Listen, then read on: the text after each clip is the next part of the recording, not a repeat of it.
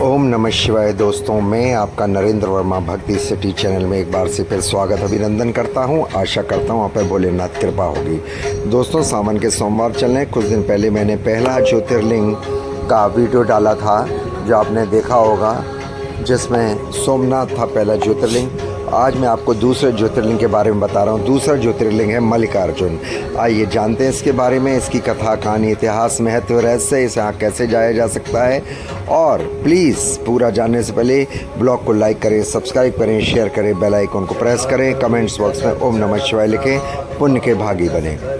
हिंदू धर्म में 12 ज्योतिर्लिंग का विशेष महत्व माना गया है। हर एक ज्योतिर्लिंग के पीछे पौराणिक कथा है।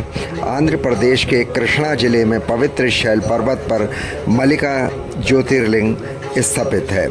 यह भगवान शिव को प्रतिष्ठित स्थलों में से एक है। यह ज्योतिर्लिंग करोड़ों भक्तों की आस्था का केंद्र है।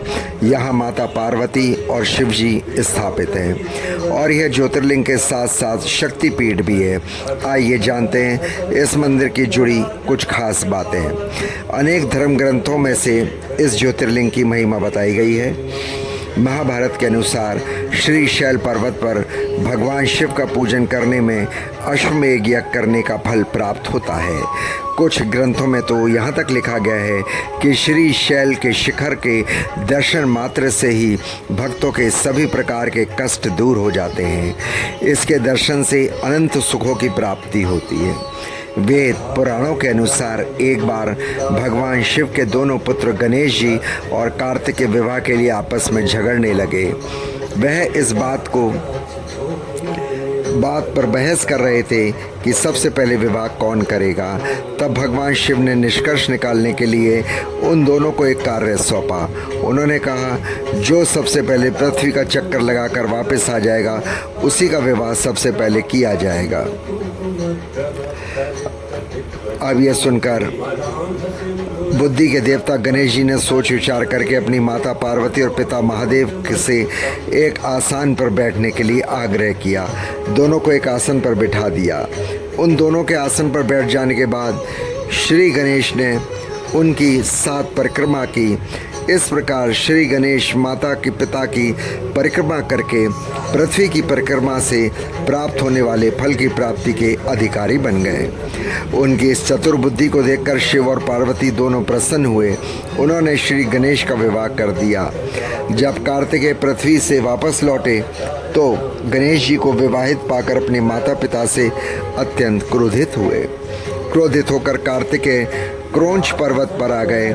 इसके बाद सभी देवता उनसे कैलाश पर्वत लौटने की विनती करने लगे, लेकिन वह नहीं माने। पुत्र वियोग में माता पार्वती और भगवान शिव दुखी हो गए। जब दोनों से नहीं रहा गया तब वे स्वयं क्रोच पर्वत पर गए। माता पिता के आने की खबर सुनकर कार्तिकेय वहाँ से और दूर चले गए। अंत में पुत्र के दर्शन के लिए भगवान शिव ने ज्योति रूप धारण किया और उसी में माता भी विराजमान हो गई। उसी दिन से मल्लिकार्जुन ज्योतिर्लिंग के नाम से जाना जाने लगा। इसमें मल्लिका माता पार्वती का नाम है, जबकि अर्जुन भगवान शिव शंकर का नाम है। इस प्रकार सम्मिलित रूप से मल्लिकार्जुन ज्योतिर्लिंग पूरे जगत में प्रसिद्ध हो गया और इस प्रकार एक ही ज्योतिर्लिंग में दोनों भोलेनाथ और माँ पार्वती विराजमान हो गए। इसलिए जो भी इस ज्योतिर्लिंग में आता है उसे शक्तिपीठ का भी फल मिलता है, क्योंकि यहाँ माता खुद विराजमान है। तो दोस्तों, ये थी मल्लिकार्जुन की जो मैंने आपको कथा कहानी बताई। दोस्तों, यहाँ पे आने के लिए आपको हैदराबाद आना पड़ेगा। वहाँ से बस और टैक्सियाँ जाती हैं मल्लिकार्जुन शैल पर्वत के लिए, और रात को नहीं जा सकते हैं क्योंकि ये जंगल का रास्ता है। आपको सुबह 6 बजे आपको जाना पड़ता है। गाड़ियाँ वहाँ लाइन में लग जाती हैं, आप आसपास होटल में ठहर जाएं। हैदराबाद से कोई ये 200 किलोमीटर के करीब है और यहाँ आने के लिए सभी सुविधाएं हैं। मल्लिकार्जुन में बहुत अच्छे अच्छे होटल भी हैं, रीज़नेबल भी हैं। यदि आपने मल्लिकार्जुन ट्रेन से आना है तो हैदराबाद उतरना पड़ेगा। वहाँ से आप बस वगैरह, टैक्सी वगैरह जो भी आपकी जेब अलाउ करती है उस हिसाब से ले लें। मल्लिकार्जुन में होटल बहुत सस्ते भी हैं, महंगे भी हैं, जैसा आपका भाव करे। 800 रुपये का भी, 500 रुपये का भी, 5000 का भी है। जैसा आपको अच्छा लगे आप तो वहाँ भोले के दर्शन करने जा रहे हैं। एक ज्योतिर्लिंग में दोनों माँ पार्वती और भोलेनाथ का फल आपको प्राप्त होगा। तो ये ज्योतिर्लिंग आप अवश्य जाएं जीवन में। यदि आपको मौका मिले, आप ऐसा मन में विचार करें, प्रभु आप हमें बुलाएं, क्योंकि बिना प्रभु के आज्ञा के इंसान की कोई शक्ति नहीं, कोई औकात नहीं है। इंसान एक मिट्टी से भी गया गुजरा है। इसलिए जो भी इंसान को मांगना है वो भोलेनाथ से मांगे।